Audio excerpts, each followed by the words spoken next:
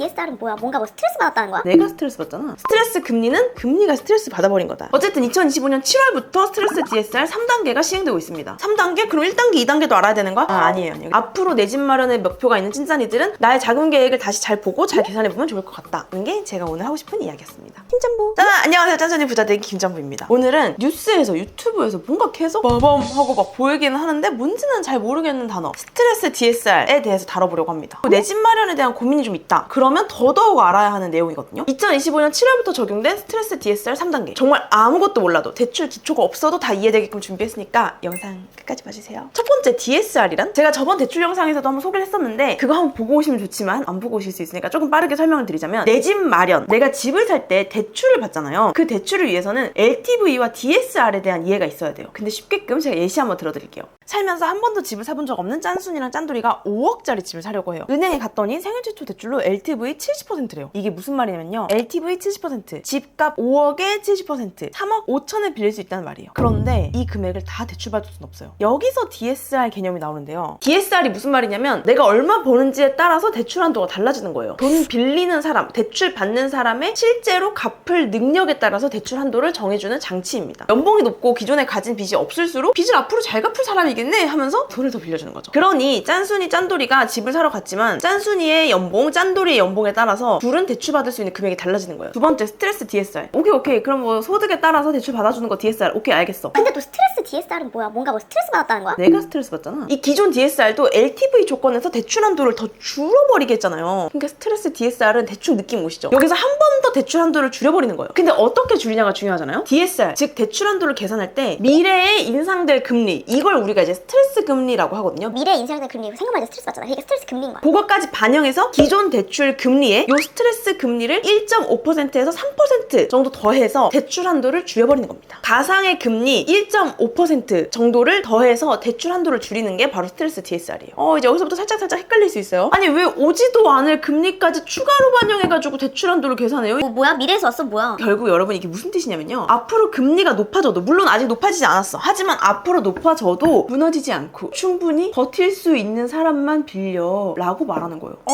진짜 너무 빡세네. 알았어. 그럼 얼마 올릴 건데 기존 금리에 가중되는 스트레스 금리는 1.5%에서 3% 사이라고 발표를 했습니다. 그리고 정확히 이 정도다라고 하진 않고 요 사이라고 발표를 했어요. 그러니까 일반 금리에 스트레스 금리까지 포함시키면 당연히 금리가 높아지니까 일반 DSR을 적용할 때보다 빌릴 수 있는 대출 한도가 줄어들게 됩니다. 아니 근데 스트레스 DSR 3단계 이거 갑자기 왜 하는 거예요? 최근 가계대출이 지나치게 늘어나는 것을 막으려는 목적이라고 해요. 또 미래에 금리가 올라가거나 경제 상황이 안 좋아져서 매달 원리금 상환 부담이 높아지더라도 대출받은 사람이 버틸 수 있는지를 미리 평가를 해서 대출의 건전성을 높이려는 뭐 이제 그런 이야기를 하더라고요. 어쨌든 2025년 7월부터 스트레스 DSR 3단계가 시행되고 있습니다. 3단계? 그럼 1단계, 2단계도 알아야 되는 거야? 아니에요. 1단계, 3단계가 지금 시행되고 있다. 이렇게만 깔끔하게 이해하면 됩니다. 자, 세 번째. 그럼 기존 대출금리랑 스트레스 금리가 어떻게 달라지는데 주택담보대출에서 대표적으로 궁금한 거 딱 두 가지거든요. 첫 번째, 나 얼마 대출 받을 수 있지? 우린 이걸 대출 한도라고 불러요. 두 번째, 매달 내야 하는 원리금은 얼마지? 그러니까 내가 매달 갚아야 하는 돈. 이 두 가지 질문에 공통적으로 영향을 미치는 요소가 바로 금리거든요. 스트레스 DSR은 일반 대출금리와 스트레스 금리를 개념적으로 구별할 수 있다면 아주 쉽게 이해할 수 있는 제도입니다. 금리가 대출 한도와 원리금에 어떤 영향을 미치고 스트레스 금리는 어떤 건지 쉽고 빠르게 구별해서 설명을 드릴게요. 자, 여러분 깔끔합니다. 대출 금리가 높으면 정해진 금리에 따라서 대출 한도가 줄어들고 매달 납부해야 하는 원리금도 늘어나요. 대출 금리가 낮으면 정해진 금리에 따라서 대출 한도가 늘어나고 돈을 많이 빌릴 수 있는 거죠. 매달 납부해야 하는 원리금도 줄어들어요. 금리가 적으니까. 정리를 해보자면 금리가 낮을수록 대출도 더 많이 받을 수 있고 원리금도 적게 낼 수 있는 거예요. 예를 한번 들어볼게요. 연봉 4천만 원이 찐짜니까 대출 만기 30년, DSR 40%인 주택담보대출 상품을 이용하려고 하는 거예요. 금리가 4%일 때와 2%일 때를 한번 비교해볼게요. 이렇게 표에서 확인할 수 있는 것처럼 금리가 4%일 때는 대출 한도가 2억 7,900만 원인 반면 금리가 2%일 때는 3억 6천만 원까지 대출을 받을 수 있어요. 우리가 항상 금리하면은 내가 갚는 돈만 생각했는데 이렇게 대출 한도도 높아진다는 거죠. 당연히 매달 납부해야 되는 원리금도 달라집니다. 금리가 4%일 때와 2%일 때. 금리가 2%일 땐 대출 한도가 더 많음에도 불구하고 4%대보다 적게 내죠. 이렇게 은행에서 정해진 대출 금리에 따라 받을 수 있는 대출 한도와 매달 납부해야 하는 원리금이 다르다는 걸 보여드린 거예요. 그럼 스트레스 금리란 뭐냐? 스트레스 금리는 기존 대출 금리에 더해져서 대출 한도에만 영향을 미치는 금리예요. 이게 가장 중요한 개념입니다, 여러분. 실제로 매달 갚아야 하는 원리금에는 반영이 되지 않아요. 기존에는 은행에서 정해진 대출 금리가 대출 한도와 매달 갚는 원리금에 모두 영향을 줬잖아요. 근데 스트레스 금리는 대출 한도를 정할 때 기존 대출 금리 1.5%에서 3% 수준의 금리를 더해서 대출 한도만 늘어나지 않게 압박을 주는 금리라고 생각을 하시면 됩니다. 됩니다. 자, 그래서 스트레스 DSR 적용 후에 대출 한도 계산 한번 비교해볼게요. 아까랑 똑같은 상황이에요. 연봉 4천만 원, 대출 만기 30년, 1금융권에 DSR 40%, 금리 4%라고 가정을 해볼게요. 반공제는 제외할게요. 자, 적용 금리가 4%인데 대출 금리가 스트레스 금리 1.5%, 이제 미래에 이렇게 힘들어질 수 있어, 미래에 어려워질 수 있어, 1.5%를 더해본 거예요. 그랬을 땐 4 플러스 1.5니까 5.5겠죠? 자, 적용 금리 5.5% 됐습니다. 그러면 대출 한도가 2억 3,400이 돼버려요. 스트레스 DSR 적용 전일 때보다 대출 한도가 4,500만 원 줄어드는 거죠. 그러니까 스트레스 DSR이란 딱 압박이 들어오는 순간 만약에 내가 내 집 마련을 목표하고 있었고 딱 정말 지금까지 돈 모으면 할 수 있었던 게 더 늘어나게 되는 거예요. 이 기간이. 대출이 안 나오니까. 근데 다만 여러분 여기서 주의해야 되는 건요. 매달 납부하는 내 원리금, 내가 매달 내는 이자 갚는 거 있잖아요. 그거 계산할 때는 스트레스 금리가 적용되지 않습니다. 매달 갚는 돈은 스트레스 DSR 전후 모두 변화 없이 기존 대출 금리만 적용됩니다. 그러니까 대출 한도에만 영향을 미친다는 거 요것만 기억하시면 돼요. 자, 그럼 네 번째 스트레스 DSR 3단계 연봉별 대출 한도 어떻게 될까? 바로 이렇게 적용이 됩니다. 확실히 좀 차이가 있죠. 연봉 4천만 원의 직장인 찐짠이가 내 집 마련을 위해서 2025년 7월 1일 이후에 주택담보대출을 받는다고 했을 때 첫 번째 최대 얼마까지 대출 가능한지, 두 번째 매달 얼마씩 갚아야 하는지 부동산 계산기로 직접 시뮬레이션 한번 해볼게요. 이거 보는 찐짠이들도 각자 연봉으로 한번 따라해보시면 좋을 것 같아요. 자, 부동산 계산기로 대출 한도 한번 계산해볼게요. 시기와 무관하게 대출금리 4%로 계산할 때 대출 한도가 2억 7,928만 원 정도 나오거든요. 그러면 현재 스트레스 DSR 3단계에서는 대출금리 4%에 스트레스 금리 1.5%를 더한 값인 5.5%를 금리란에 입력하고 DSR 계산 버튼을 누르면 됩니다. 현재 상황에서는 대출 한도가 2억 3,482만 원입니다. 그러니까 만약에 내가 6월 달에 대출을 받았을 때랑 7월 1일 이후로 대출 받았을 때 이렇게 달라지는 거예요. 스트레스 DSR 3단계가 도입 전후로 달라지는 거죠. 그러면 매달 납부해야 되는 원리금 어떻게 될까요? 원리금은 제가 계속 말하는 것처럼 스트레스 DSR 제도 시행 전후 모두 같습니다. 그래서 부동산 계산기 금리 칸에 4% 입력하고 DSR 계산 버튼 누르고요. 맨 아래에 있는 1년치 원리금 총 원리금 상환액을 확인하고 이걸 12개월로 나누면 매달 내가 갚아야 하는 원리금이 133만 3천 원 정도 나옵니다. 이제 확 이해됐죠? 여러분, 오늘 영상에서 제일 중요한 내용을 한 문장으로 딱 정리하자면 스트레스 금리는 금리가 스트레스 받아버린 거다. 미래에 올 금리를 현재 금리에 더해서 대출 한도에만 영향을 미치는 거다. 내가 매달 갚는 원리금에는 적용되지 않는다. 이제 2025년 7월 이후에 현재 스트레스 DSR 3단계를 적용하고 있으니 앞으로 내 집 마련의 목표가 있는 찐짠이들은 나의 자금 계획을 다시 잘 보고 잘 계산해보면 좋을 것 같다는 게 제가 오늘 하고 싶은 이야기였습니다. 오늘 영상 보고 느낀 점 혹은 궁금한 점 댓글로 남겨주면 제가 10명 추첨해서 커피 쿠폰 보내드릴게요. 그럼